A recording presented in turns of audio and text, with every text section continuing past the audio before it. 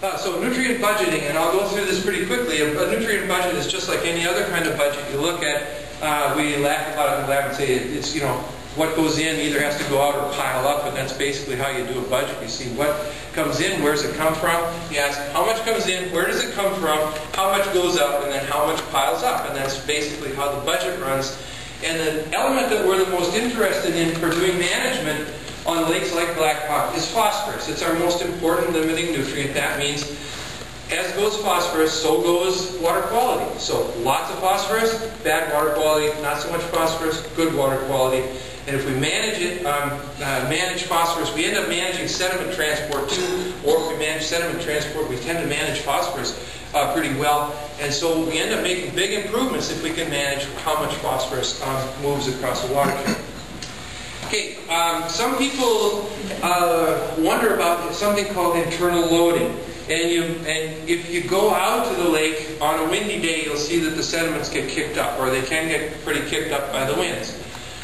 You know, one question is, would they get kicked up if there wasn't so much flowing in? Probably over time, no. They'd probably compact pretty well. So it's another question of sort of inflow.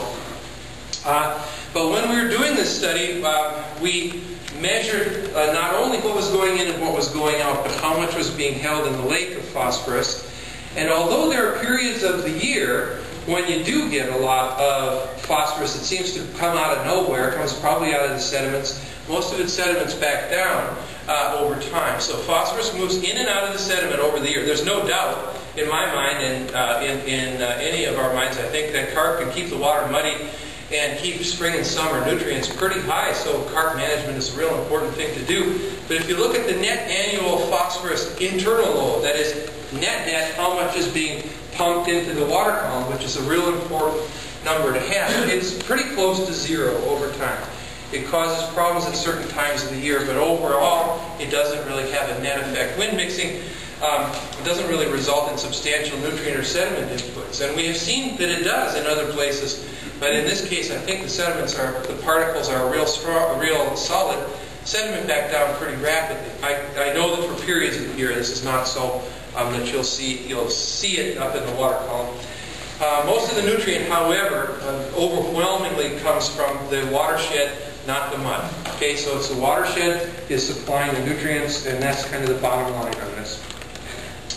So when you look at the phosphorus budget by measuring the fluxes in various places, the flow rates, you measure how much water is moving, what the concentration is. And this is a real complicated, messy looking thing. I'm sorry about that.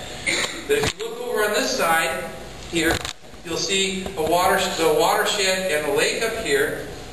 And here you'll see these color-coded, and the colors match the pie slices over there. See, and this whole pie over here is the total amount of phosphorus that comes into the lake. You can see that there are areas that are supplying disproportionately lots of phosphorus.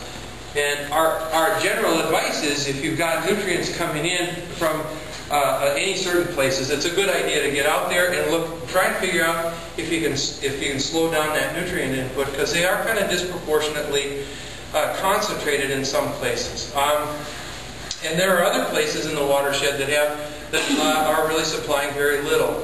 If you look at this area right around the lake, it also is supplying quite a lot of nutrients, in spite of the fact that it isn't a very big area. And that's because acre for acre, a lot of the sort of urbanized and residential land tends to pump out more nutrients than even an agricultural field. But because we've got a lot of agricultural land, of course, some of that upper watershed is supplying really lots and lots of nutrients. So this is kind of the target to work on if you want to decrease the nutrient concentrations in the water column and improve the water quality.